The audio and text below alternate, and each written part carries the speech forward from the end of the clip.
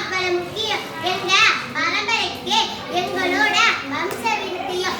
அதனால மரபணு மாற்றாம எங்களையும் ஹைபிரிட் ஆக்காம எப்படி உங்களை போல உங்க குழந்தைங்க ஆரோக்கியமா இருக்கணும்னு நினைக்கிறீர்களோ அதே போல எங்களையும் ஆரோக்கியமா வாழ விடுங்க. நான் சொல்றது சரிதானே?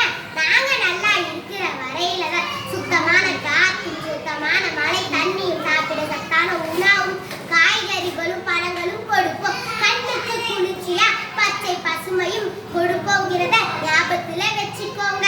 மண்ணுக்கு விதை அழகு, விதைக்கு வேர் அழகு, வேருக்கு தண்டழகு, தண்டுக்கு